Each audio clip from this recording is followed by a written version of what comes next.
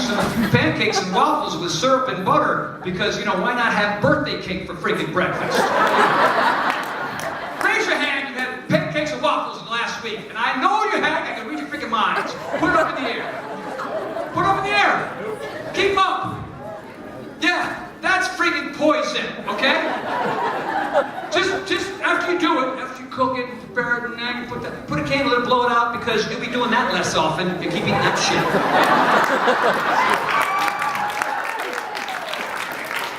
It's choice. It's choice. You choose what to do and what to put into your food hole. There's a healthcare crisis because we can't control our own hands and our own hole. Come on.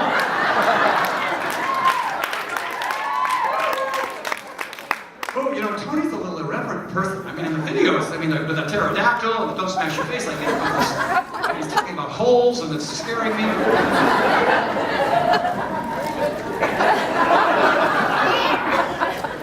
But I speak the truth. The thing you control will change your life. It's the fountain of youth. It changes you today and tomorrow. And it changes all aspects of your life. Physically, mentally, emotionally, and spiritually. So, I want you to go from survival mode to thrive mode. And that means you have to do a couple things. You got to figure out what you're going to do in advance and then do it. And after you do it, you check it off. You get your calendar, you write down your workouts in advance, and after you've done it, you take your red magic marker and you start making X's. And on that calendar, on the last day of the month, you're going to look at it and go, 22 plus X's. Bang! Did it. If you only got 15 or 14, guess what the other 15 or 14 did? Kick your ass, because you did nothing. And all you did was speed up the aging clock. Because days on and days off will have this horrible fight, and you won't get the results that you want. It's just like everything else. It's like going to bed, it's like eating your meals, it's like brushing your teeth, and flossing once every 6 months whether you need it or not, you know? 6 months? I think you need more, right? We know what to do to pay the bills and to go to work and to die young. Our ancestors and our parents and grandparents have been doing that. But we have an opportunity through physical movement and a regular diet and having a purpose that's not about us and the scale and our image in the mirror and how we look at a wedding in front of a bunch of people who don't really care. Because we do all this stuff to change the way we look so we think other people will be more impressed with us. But here's the bummer about that. You go to the wedding, you've worked really hard, and you want everybody to see how great you look, how much weight you've lost. And you know, when you were big, they used to say, "Oh my God, look at Sally, she's really gained some weight. What a bummer for her, I feel so sorry."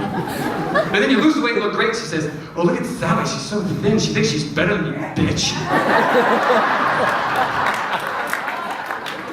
Either way, you did all that work, and they still talked about you behind your back, right? So what it really comes down to is not about that mirror, not about that scale, not about the tape measure, not about the dress size, not about what people think of you. It's about you in your house, alone with yourself, having that energy and that confidence and that willpower to take this coach business to the next level.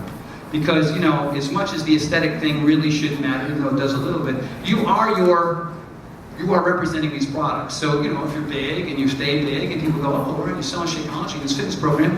But, you know, they can look at you, they can see you, they have eyeballs. Yeah, well, she's still 220. No, I'm not interested. But, you know, if you're that person who's had that amazing, incredible transformation and you get it, you put the key in and you made those changes, man, they will come flying. Your business will explode. You will have more money. You will, "Oh, I'm going to buy a third yacht this week." Because, you know, because I used to be 220, now I'm 120, and I'm walking the talk, and I have the energy and enthusiasm and desire to be part of the solution, to end this trend. 5 to 7 days a week, make 22 X's on that calendar plus, until you're 109. Just keep doing it. And on our 109th birthday, we'll all just smoke some reefer. By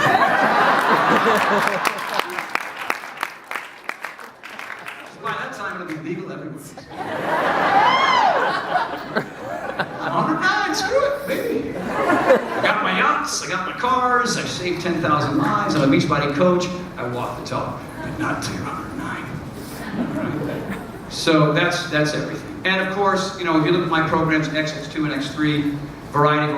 It's not just Pilates, it's not just yoga, it's not just weight training. Jed knows what I'm talking about. He used to go to that gym and pound his chest for 3.5 hours. Then I made him do yoga, and he went, "Son of a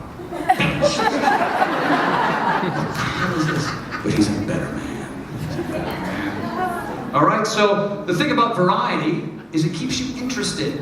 It forces you to work on your weaknesses. That's how you get better when it comes to your strengths. Don't keep doing the same old stuff that you've been doing forever. You're not a high school hockey player anymore. You're an adult. You're moving on in life. You know, there's limited time. That's why we made X3. We took that P90X information, we jammed it in a half an hour, so your excuses went bye-bye. Flush them, all right?